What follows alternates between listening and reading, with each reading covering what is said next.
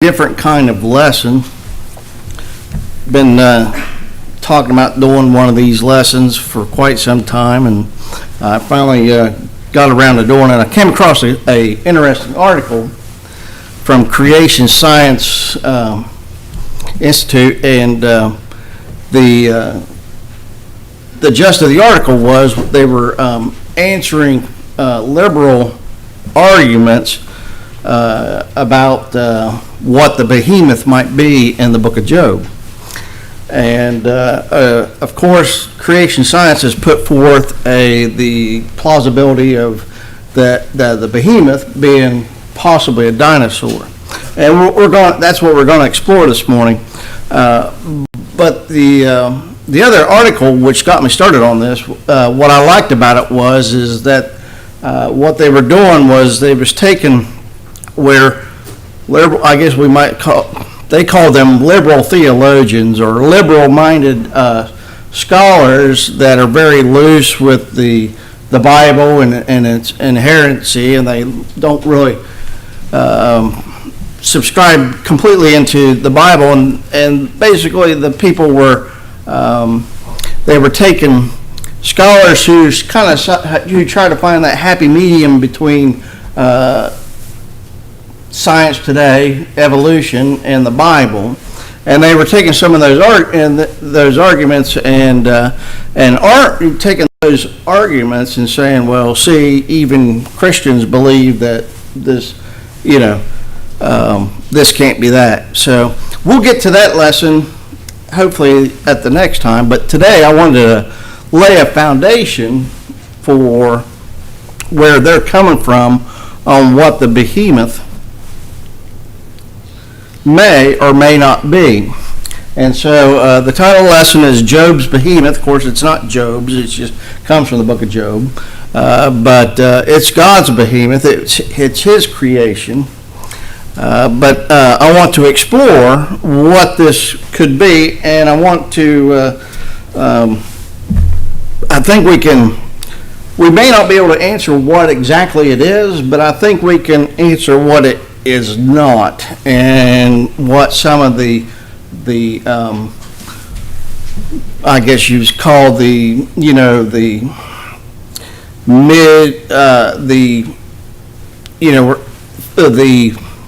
scholars going back to like the 14 and 1500s, what they hypothesized, and a lot of that scholarship is used to kind of counter these arguments, where now that man has progressed and has found fossils, which as far as we know, that people had no idea of what dinosaurs might have been, going back as far as about 175, 150 years ago, that fossils were found that showed evidence of these large beasts that once roamed the earth.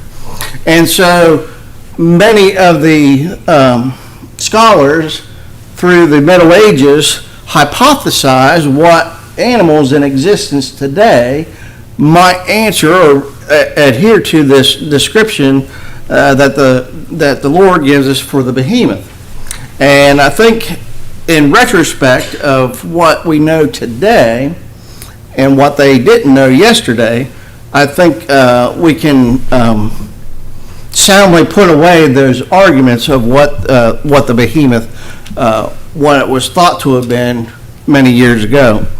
And we can put forth the plausibility, again, that perhaps the Behemoth was a type of dinosaur or a beast along that lines, and that would give credence to that God created all things, and all things were created during the time of Adam, and they were all in existence. So, thus, doing away with the idea of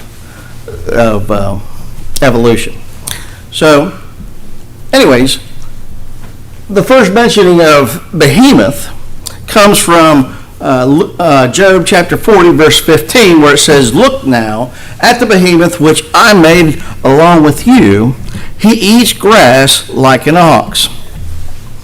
And I just looked over in the ESV Study Bible into this verse to see what it had to say about the behemoth.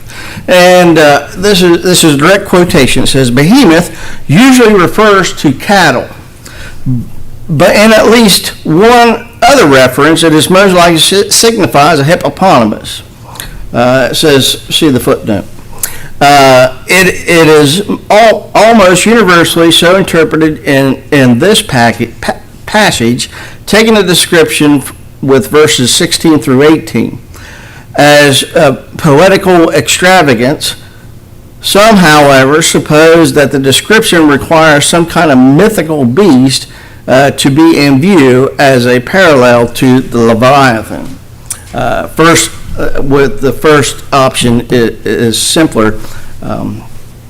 And so the ESV is putting forth that, well, this must be a type of perhaps wild ox or a hippopotamus, or it has to be a mythical creature. Now, so that raises some questions right there. Why would the Lord be describing to Job a mythical creature when you look down through there, the Lord's these are not Job's words, these are the words of the Lord. He's giving great detail for something that he created. So I think, given the great detail that the Lord goes into describing what this behemoth is, I think that I don't think if it was a mythical beast that the Lord would give such great detail about a make-believe beast, if you will. However, this idea of it being an ox, let's just substitute ox in for behemoth here. "Look now at the ox which I made along with you. He eats grass like an ox." Now, does that make any sense? But yet, this is the avenue that some of these scholars come from, and it's like they don't stop to think what they're actually saying. They're just, I guess they're just kind of throwing things out on the wall and see what's going to stick, and that's what perhaps we'll go with. So that's just the idea of some of the things that we'll be talking about this morning. Now, if you notice from your handout, this is pretty thick. So obviously I'm not going to make through all this material in this morning's lesson. Who knows? But who knows? Maybe it'll go quite fast and we'll get there.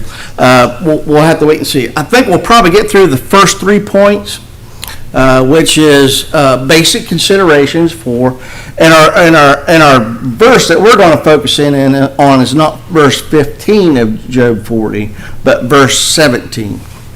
But we'll give some basic considerations, and then we'll talk about the key clause, and that'll be the clause of Job chapter 17, and it'll be the first part. We'll call it Job 17 part A. And then we'll talk about the verb in that clause, and then Lord willing, we'll come back tonight and we'll talk about the tail and the cedar referenced in the phrase. And then we'll look at the whole passage as a whole. We'll stitch it all together and see if we can come to any type of understanding. So that's the game plan. I also understand that some of the visitors may not be able to be with us again tonight. If you would like, I have one copy of it. I have a copy of the actual article that I used for a lot of this material, and I'll be glad to give that to you so that you read it on your own if you would like to. I didn't use all that the author had used, but I did bring in a lot of his basic arguments. This comes kind of from a semi-scientific journal, so I tried to not get way in the weeds, but just far enough into where we could give perhaps some sound arguments. And again, why are we wanting to do, I guess before I proceed on, the reason why I want to bring some of these lessons is because, again, when we go out and talk to people and we try to bring them the Word of God, these are often some questions or some counter arguments that they would like to throw out there. Well, you guys don't believe in creation, and I mean you guys believe in creation, not evolution, and that type of thing. And so this would be arming us, because can I see a hands? How many people could make an argument that the behemoth could possibly be a dinosaur? Could anybody make that argument? So that's the purpose. I didn't figure, because we don't get to wrap around that axle. You know, we take God's word to mean what God spoke, and you know, we don't get wrapped around exactly what the behemoth is. But other people will use that against us, to say, well, you don't know what you're talking about because you can't describe what this thing is, what it is or what it is not. So hopefully this will arm you with some facts to be able to talk to somebody that might want to go down this road over that argument, or put forth, you know, if you hear somebody talk about creation versus evolution, well, have you ever considered this? So basic considerations for this passage. The word behemoth, again in Job 40 verse 15, is literally a plural form of a common Old Testament word, which doesn't mean ox, but it actually means beast. Now this is a critical point. This idea of being plural. Again, I'm not trying to get real technical, but it does. This is something that is critical for understanding of what this may or may not be.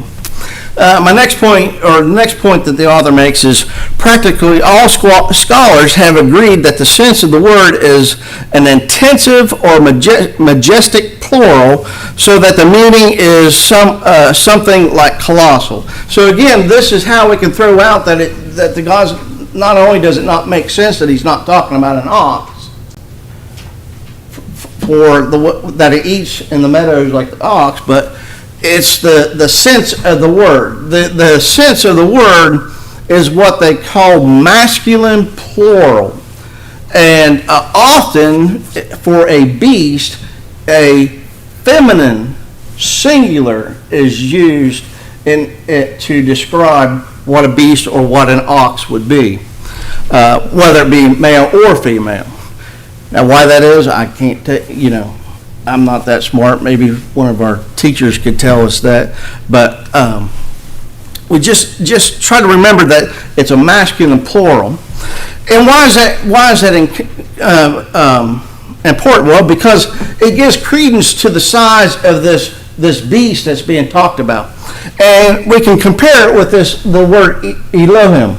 And I probably butchered that, but this is a word, the most commonly used word to refer to God in the Old Testament. It's also what they call a majestic plural form, because this word Elohim is a masculine plural word used with a singular verb. And that's exactly the same style of writing that Behemoth is used. It is a masculine single noun a masculine plural noun used with a singular verb. And the reason for pointing this out is that it shows that in the Hebrew writing that they were trying to call out that this is something that is large. It is something colossal. It is something big. So it's not just a simple ox. It's not a simple cow. This is something grandiose, if you will. Just as Elohim is a majestic plural form of what God is, to show out his majesty, how great God is. And so that's one of your first arguments no, it can't be a cow, because it's a plural masculine noun used with a singular verb. Also, chief in the ways of God, it infers that the behemoth was one of the largest, if not the largest, of God's creators. And the behemoth, and that phrase there, chief in the ways of God, God uses that is to describe what the behemoth is. That's a descriptive phrase used in Job chapter 40. So again, I believe the poetic or the language is giving credence to how large this beast must be. Three animals that have been suggested are the hippo, the elephant, the hippopotamus, or some type of dinosaur. And of course, the some type of dinosaur is a more modern way of thinking of what the behemoth might be. Gordios, in the book of Job, his commentary, I'm going to read what he has to say.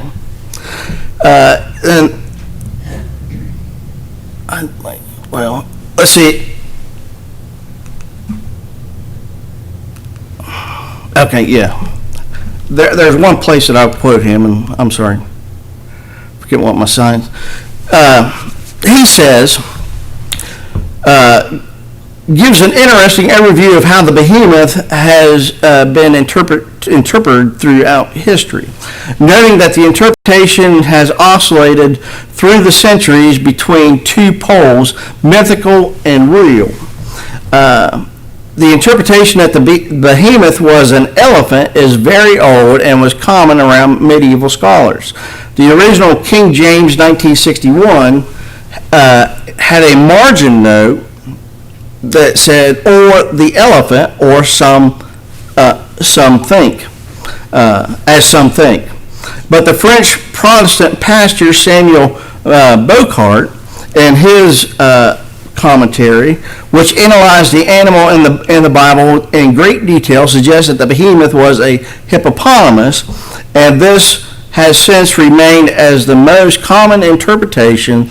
The suggestion of a dinosaur has only arisen in relatively modern times. So that's a direct quote, out of their commentary, or out of a more modern commentary. But so I'm just putting forth that these are the three common in today's world. The three common, and the hippopotamus and the elephant come from a time that people didn't know that dinosaurs ever existed. So, we're going to be, is it a hippo, is it an elephant, or is it a brachiosaurus? And of course, we don't know exactly what type of animal that it might be, but we do know that it would be one that would be very large.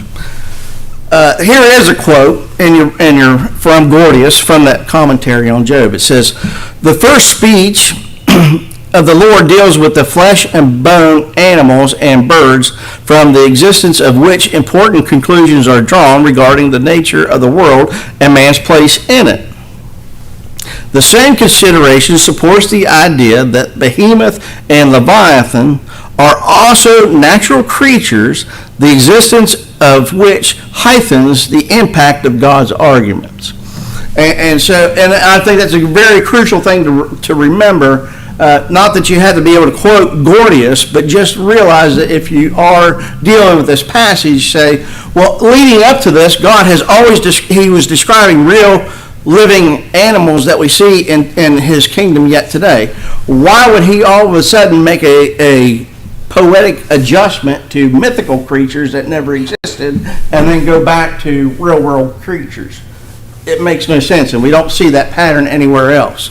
So this gives credence that what he was speaking about, real creatures, now he's talking about Behemoth and Leviathan. They must be real creatures as well as these other creatures.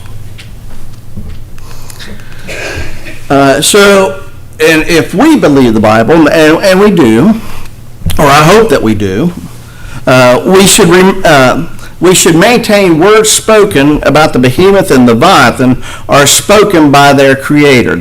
So again, this is not Job's words. Job's not trying to describe these things. This is God describing and through the power of the Holy Spirit, it was revealed and recorded for us as well. So who speaks intimate details of his own design? And basically, when you read through, and I haven't read all that through there, but I would encourage you to go back and to read chapter 40. Like I said, there's a lot of detail that's given about the behemoth. So thus, God, I think we can conclude that he is speaking about a real animal. Now let's move on to the key clause. Again, this is, we're dealing with verse 17, and we're going to deal with the first part of verse 17. And the key clause that we're trying to show here, or to illustrate that this is something larger or more grandiose than an elephant or a hippopotamus, is this verse right here. He moves his tail like a cedar. That's what we're going to try to work with here.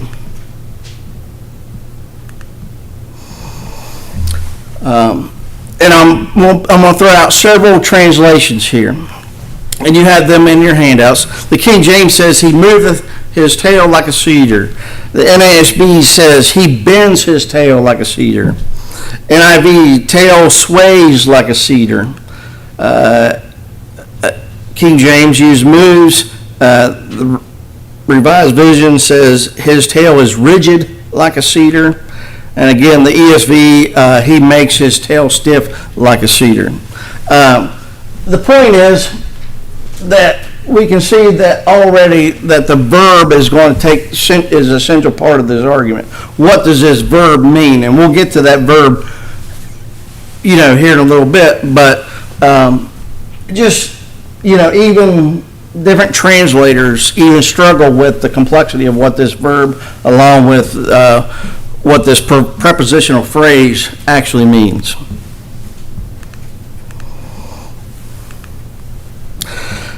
The older translations, like the Septuagint, written in the Greek, it says he sits up or erects his tail like a cypress.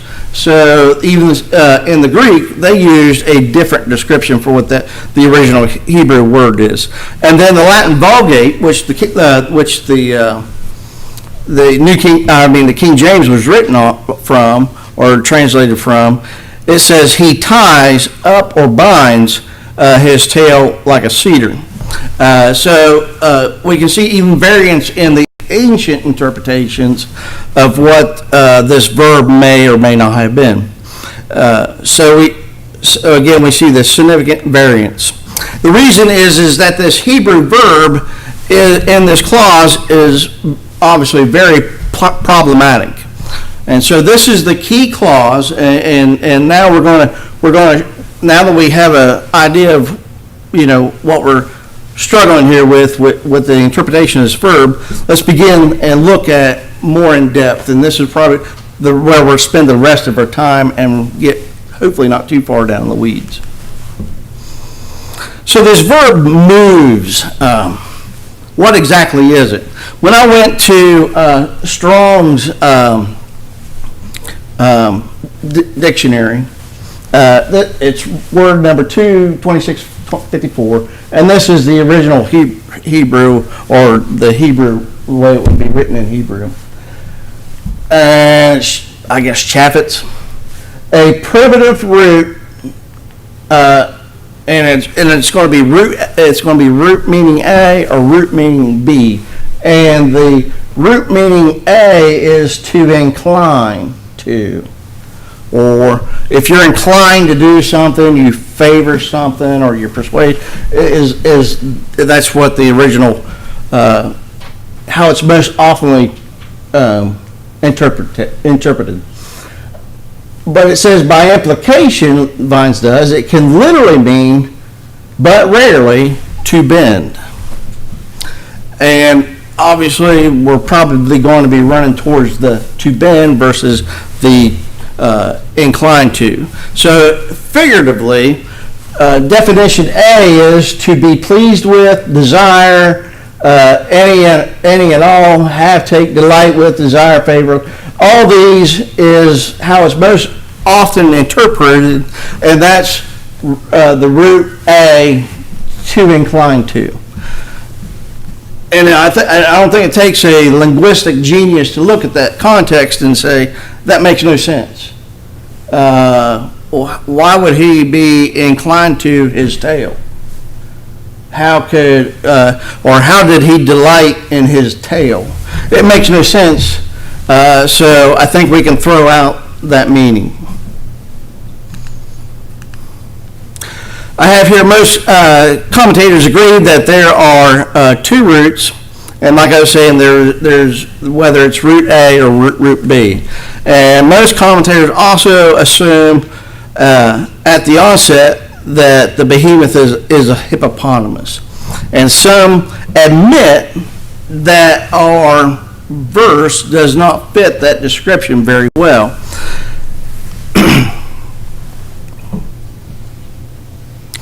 And let me just read some commentary on the different roots. It says James Barr notes that the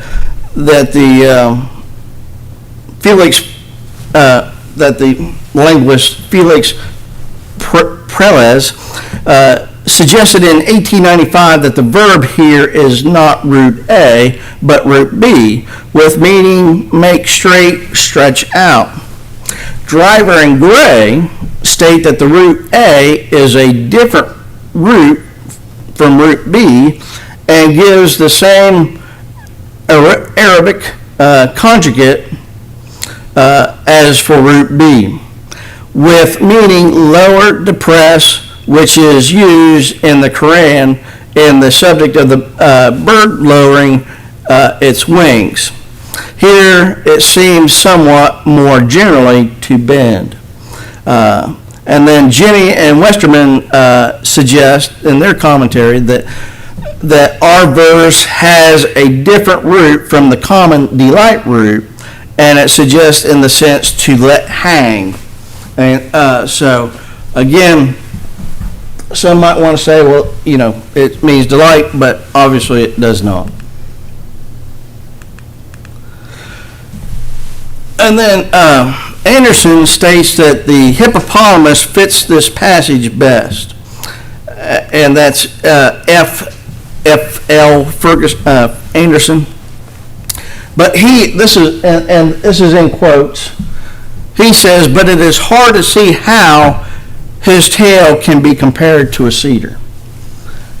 So it just, again, I don't know what would have been going through these guys' mind. Well, obviously the description best fits a hippo, but hippo doesn't fit very well.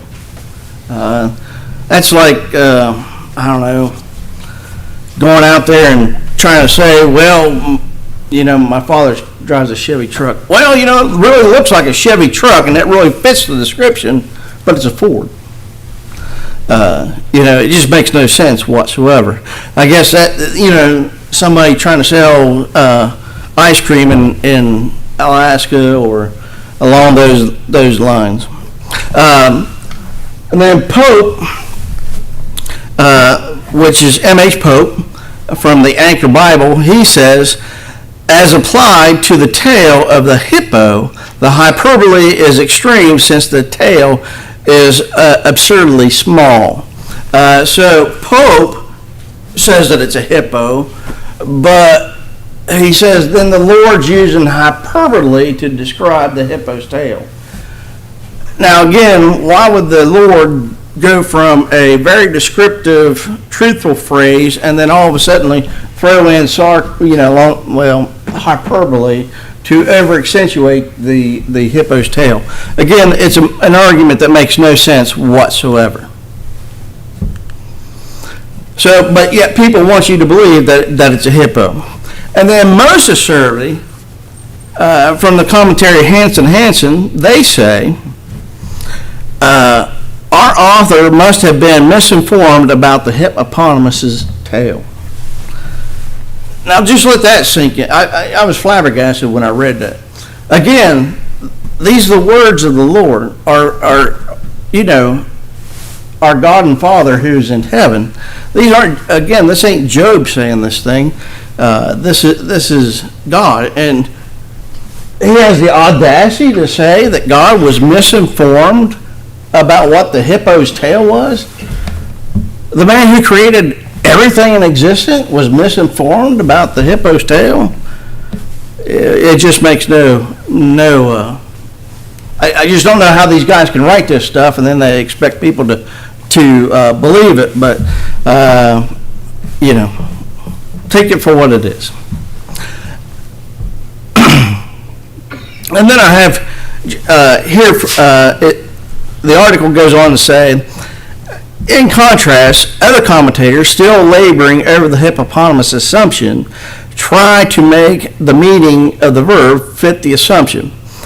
Many give to verb be the sense of hardening or stiffen, so that the whole verse is interpreted as meaning that the behemoth's tail is compared in some way a cedar that is stiff, a tree being hard and stiff.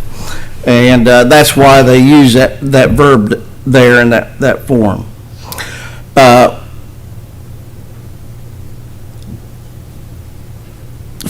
And he says, and then he goes on to say, for example, and it's probably the idea behind the translation in the REV and the RSV and Vulgate versions of the Bible that we already quoted from above. But there are also conjugates given in Arabic and other languages to justify the sense of harden or stiffen. It seems that this translation has only been proposed by those who make the prior assumption that the behemoth must have been a hippopotamus. Furthermore, it does not fit anyway, since the hippopotamus tail is short. Others have suggested that it meant stretched out. Gordius, that we read earlier, he states that the verb is generally describing in the Arabic hafsa, which means lower, depress, hence bend or arch. But the reference to the cedar makes the meaning inappropriate. That's what the Gordius says. But then he dramatically states that the context leads him to believe that the behemoth is a hippopotamus. So, he says that the verb obviously should mean to stiffen and or to arch and bend. Which doesn't give credence to the hippo. But then he jumps back and says, but the context, the hippo fits the best. So again, does it make any sense? No, but this is how these guys justify all this, I guess. And it requires a meaning of stretched out, so that so what can we make sense of this? And I don't think we can really make any sense of it, other than what they're saying doesn't fit what the description of the Lord's giving. So why give any credence to it? And I think that's the key right there. We're going to pause this for right now, and we'll come back this evening and we'll talk about the other two. And I know right now it sounds a little jumbled about this verb, but I got some slides that's going to put this all together and hopefully make more sense, and then also perhaps give a stronger argument for why we believe that it might be a type of dinosaur. So I appreciate your patience with me. I hope to see everybody back tonight so that we can finish this lesson up. And I hope that let me know if this is something that you're enjoying or that you like or that you find interesting. Because if not, I don't want to bore you guys to death. But anyways, now we want to extend the invitation. The invitation is this opportunity, as we sit there and we contemplate our lives, or we contemplate what's going on in the world. Sometimes begin to realize that we're probably not in a place that we ought to be in with our Lord. And so we offer the invitation as an opportunity that if you feel that you're in that position and you want to take those steps to make yourself right with the Lord, then the congregation is all here. We can all pray on your behalf, just like we point out. Simon the sorcerer asked Peter to pray on his behalf, and James tells us that the fervent prayers of a righteous brother availeth much. So you can definitely call upon the prayers of the congregation, and we'll pray on your behalf. Or perhaps you're not even a Christian. Maybe you haven't even taken that step to even become a Christian.